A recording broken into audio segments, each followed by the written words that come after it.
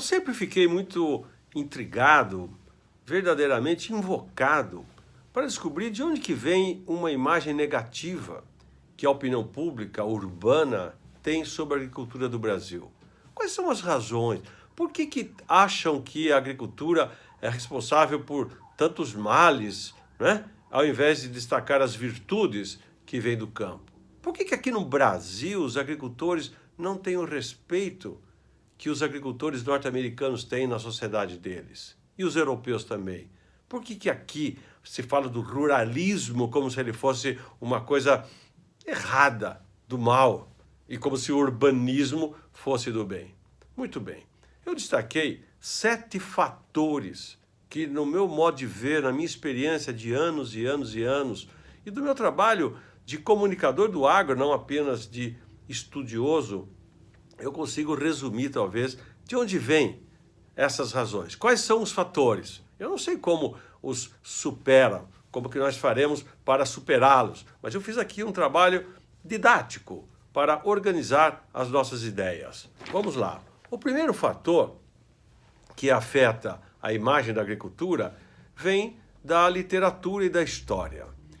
Os grandes estudiosos da agricultura brasileira, os historiadores, Caio Prado Júnior, Celso Furtado, esses notórios historiadores sempre trataram a agricultura mostrando o escravagismo, né, o sistema latifundiário. A visão desses historiadores, desses economistas que estudaram a história econômica do Brasil, sempre foi uma visão marxista, ligada à luta de classes. Então, sempre mostravam o senhor feudal, né, contra o camponês, como se a gente fosse a Europa. Sempre mostravam o coronel do sertão, né, e os trabalhadores, os pobres trabalhadores das frentes de trabalho desde a época da cana-de-açúcar. Então, esta visão marxista de esquerda, né, ela contaminou toda a formação histórica do Brasil. Todo mundo que estudou história do Brasil, ele fica provocado, né, por essa visão que foi complementada por alguns grandes romancistas, como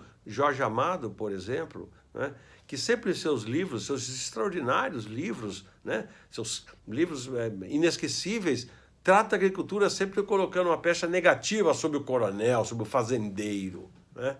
Então nós temos um problema que é histórico e vem da literatura, que carrega aquele passado do agro brasileiro e traz ele para o presente de hoje. O segundo fator vem do que eu chamo o efeito Jeca Tatu. O Jeca Tatu foi um filme, era o personagem de um filme extraordinário, marcante, de 1959, estrelado por Amácio Mazzaropi. Quem é da minha geração assistiu obrigatoriamente os filmes de Mazzaropi. O Mazzaropi, com o Jeca Tatu, gravou na sociedade brasileira a fama do caipira, né? Então era o caipira, andava desengonçado, falava tudo errado, etc. Esta imagem do caipira da época de Jeca Tatu coincidiu com a extrema urbanização, com o êxodo rural do Brasil. Naquela época, anos 60, anos 70, a população saiu do campo e foi para a cidade. Um movimento extraordinário. Eu tenho a impressão, eu vejo isso daquela época, um pouco assim, é como que se quem ficasse para trás, os agricultores que permaneceram não vieram para a cidade, né? Quem não veio para o asfalto ficou lá na poeira da roça, o caipira. Os caipiras ficaram para trás nesta fase do desenvolvimento brasileiro, uma coisa assim meio sociológica, meio psicológica.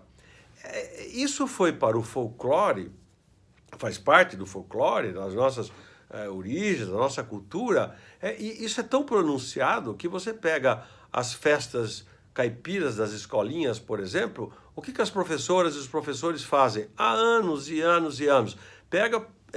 Bota um chapéu tudo desfiado, tudo desgracento na cabeça das crianças, né? Veste uma roupa como se ela fosse cheia de furo, de remendo, e o pior de tudo, pinta o dente da criança de preto para mostrar que ela é banguela. Esse é o estereótipo do caipira.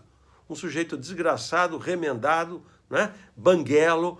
Então, isto, por mais que seja folclore, cultura, festinha caipira e tal, é legal, mas isso mantém na população uma ideia do atrasado no campo, né? Em contraposição àqueles que vieram para a cidade, que são os bambambãs da sociedade. O terceiro fator é um fator político-ideológico, mais recente, mas que tem origem na formação econômica também. E foi especialmente através dos partidos do PT, quando Lula virou presidente. O que aconteceu? Os partidos de esquerda, a esquerda, sempre lutaram contra os fazendeiros, os ruralistas, que eles chamam. E isso acabou grudando politicamente uma ideia negativa sobre o proprietário rural, sobre o fazendeiro. Idealisticamente, essa esquerda da política passou a tratar os pequenininhos, os familiares, como se eles fossem os bons. Então, se o agricultor é familiar, ele é bonzinho, ele faz tudo certo. Se o proprietário rural fazendeiro, isso aí está errado. Está passando agrotóxico errado, etc. Como se os pequenos fizessem tudo certo. Os pequenos são idealizados. Então se idealizou o mundo da agricultura familiar e começou, depois que começamos a falar de agronegócios, aí começaram então a criar uma pecha. Se agronegócio é do rico, o pobre é o agricultor familiar. Como se os milhões de pequenos agricultores do Brasil, de café, de soja, de frutas, de hortaliças, não praticassem agronegócios. O que é uma insanidade do ponto de vista teórico, conceitual, mas politicamente é isso que ficou. Então, como muitos jornalistas têm formação de esquerda, eles quando falam da agricultura, eles pensam no grande agricultor e já acham que é uma questão negativa, tem que ser contra. A quarta razão é uma razão que advém da própria agricultura. É uma deficiência do nosso próprio umbigo. As lideranças rurais do Brasil, especialmente as mais anteriores, porque de certo sentido está havendo uma renovação, essas lideranças do ruralismo são muito atrasadas mesmo. Ficaram muito atrasadas. O mundo foi evoluindo e você vê que não houve uma renovação de lideranças. Então, muitas vezes, isso já faz muito tempo, você pega um líder, um presidente de uma entidade, quando ele vai falar, ele vai dar uma entrevista, meu Deus do céu, ele fala tanta bobagem, ele é tão né, com uma visão tão atrasada que acaba grudando essa visão em todos nós, que não somos atrasados. Então, é preciso haver uma renovação de lideranças, porque tem muita gente aí que está aí há 40, 50, 60 anos, né, se posando de líder, presidente de federação, presidente de cooperativa, né, com uma visão antiga. Tem gente que é de idade, já andou muito, mas é nova de cabeça. Eu estou me falando a velha guarda mesmo. A velha guarda atrapalha a imagem moderna da agricultura do Brasil. Nós temos que falar o que é a realidade. A quinta causa, o quinto fator de desgaste da imagem da agricultura é a questão ecológica, ambiental. Veja só, nós estamos aqui no Brasil praticando uma agricultura extremamente competitiva, moderna, e estamos fazendo coisas que a humanidade já fez antes. Mas quando fez antes, não se falava em ecologia. Então, nós hoje praticamos desmatamento. E aí a opinião pública não quer mais saber de desmatamento. Mas quando a Inglaterra desmatou todo o seu território no século XIX, porque Londres crescia barbaramente em 1810, 1820, 1850, todo aquele crescimento da população europeia somente foi possível porque a agricultura se expandiu e se tornou produtiva. Eles drenaram os pântanos, os holandeses recuaram os mares para ocupar aquelas áreas. Naquela época, ninguém falava em licença ambiental. Hoje, meu Deus do céu, hoje qualquer coisa que você vai fazer, olha o problema ecológico, olha até uma espécie aí. Quer dizer, por um azar da história, nós estamos fazendo hoje, 150, 200 anos depois, o que foi feito na história da humanidade, mas a opinião pública mundial e brasileira, uma certa elite que forma a opinião pública, não quer mais saber de desmatamento, né? Está preocupado com a qualidade dos alimentos, né? Já não é mais ter segurança alimentar. Eu quero saber como é que é isso. São rigores muito maiores do que aqueles do passado. É bom ter rigor. Eu defendo uma agricultura de qualidade. Mas o que eu estou dizendo aqui é que isso afeta a imagem da agricultura, porque a opinião pública hoje é mais interessada em defender o meio ambiente do que a produção. Sabe por quê? Porque eles estão abastecidos, né? Não tem mais problema. A agricultura do mundo todo tem sido capaz de produzir alimentos, né? O efeito de Thomas Malthus, né? Lembra aquela predição de Malthus, que a agricultura, a produção de alimentos vai crescer uma taxa aritmética, né? e a população uma taxa geométrica, vai ter fome, o mundo vai guerrear por fome. Isso aí em 1800 não aconteceu. Extraordinariamente a agricultura foi capaz de produzir. Hoje, se tem gente que passa fome, milhões de pessoas passam fome, não é porque não tem comida, é porque eles não têm dinheiro para comprar comida, ou porque a comida não chega por um canal de distribuição até esta família faminta. O sexto fator que afeta a imagem da agricultura tem a ver com os livros didáticos. Eu estou cada vez mais invocado com isso, eu estou estudando esse assunto porque sou professor. Quando você vai ver os livros didáticos que as criancinhas lá de 6, 7, 8 anos vão da escola aprender geografia, normalmente geografia ou ciências, quando fala de agricultura, mete o pau na agricultura. Quando fala da agricultura, só fala que a agricultura está devastando.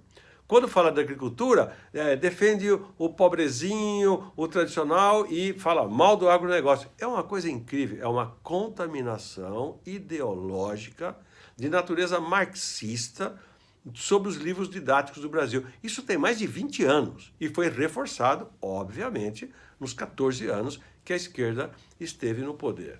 Então, isso é um problema horrível, porque você quer falar, por que você está achando essas coisas da agricultura? Coitado do molequinho ou a menina, ele aprendeu lá no banco da escola e aquilo lá ficou gravado na cabeça dela. É um problema sério.